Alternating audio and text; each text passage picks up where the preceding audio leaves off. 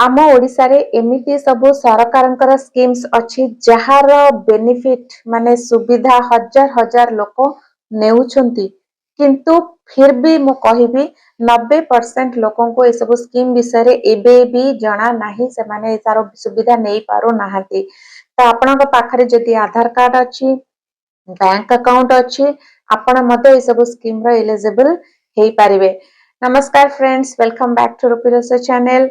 आज मु कहबी ओडिसा रा 7टा गवर्नमेंट स्कीम जहा विषय बहुत लोक जानती नहीं हेई पारे आपण मध्य आरो बेनिफिट मिस करूछंती तेणु वीडियो को प्लीज स्किप करंतु नहीं शेष पर्यंत देखिबे। चैनल जदि नुआ अछंती प्लीज चैनल को टिके सब्सक्राइब कर दियंतु मते एमते एनकरेज करिया पई किना। तो चलंतु स्टार्ट करिबा। स्कीम नंबर 1 सुभद्रा योजना ओडिसा रा महिला मानक पई एटा गुटे बहुत ही बड़ स्कीम। इलिजिबल महिला मानक फाइनेंशियल सपोर्ट एही स्कीम माध्यम रे दिया जाए। योग्य महिला माने एक्चुअली बेनिफिशियरी लिस्ट ऑनलाइन रे चेक करि परिबे। आपनक घरे केही जदि इलिजिबल अछंती निश्चय चेक करंतु आपण माने भी इलिजिबल अछंती कि नहीं जाय किना वेबसाइट रे चेक भी करि पारिबे बा आपण मानकर स्थानीय सेवा केंद्र रे भी जाय किना चेक करि परिबे। स्कीम नंबर 2 बिजु स्वास्थ्य कल्याण योजना BSKY बोली एटा बहुत ही परिचित। जदि मेडिकल एक्सपेंस नहीं आपण माने टेंशन रे अछंती एही स्कीम रे इलिजिबल परिवार माने हेल्थ ट्रीटमेंट सपोर्ट पाई पारंती। ओडिसा रो अनेक परिवार एहार बेनिफिट नउछंती तो आपण माने जदि यार बेनिफिट नहीं नांती प्लीज निजर एलिजिबिलिटी चेक करिकिना बेनिफिट नियंतो। स्कीम नंबर 3 ममता योजना प्रेग्नेंट वुमेन बा नुआ माँ मानक पाइकिना आमर सरकार फाइनेंशियल असिस्टेंस दे थांती तो जहाँ मातृ और शिशु स्वास्थ्य को सपोर्ट करे तो बहुत लोग एक्चुअली अप्लाई करिया को भी भूली जाती मु कहबी।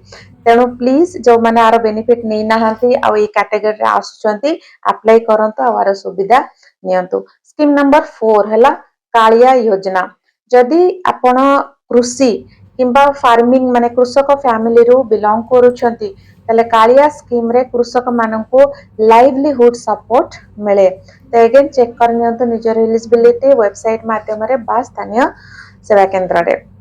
स्कीम नंबर 5 मुख्यमंत्री कन्या सुमंगल योजना तो जो मानक घरे झियो अछंती माने गर्ल चाइल्ड मानक पई एटा एक नुआ इनिशिएटिव अनाउंस हेची। जन्मरु एजुकेशन सपोर्ट पर्यंत फाइनेंशियल असिस्टेंस स्ट्रक्चर रो कथा बजेट रे आसीची एही अनाउंसमेंट रे तो जदि आपण मानक घरे झियो अछि एटा जानि रखंतु आरो बेनिफिट नबा पई केना चेष्टा करंतु।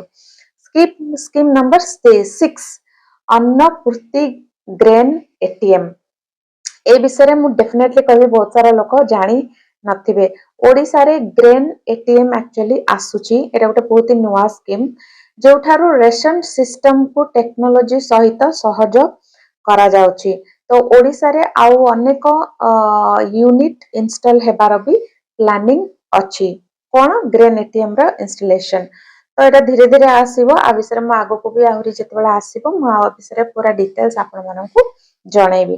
स्कीम 7 अंत्योदय गृह housing benefits low income family मानक पई किना हाउसिंग सपोर्ट कैटेगरी रो एटा होची स्कीम माने जो माने प्रधानमंत्री आवास योजना मिस करि दैछंती से मानक पई एटा गोटे अल्टरनेटिव बेनिफिट कैटेगरी हेची।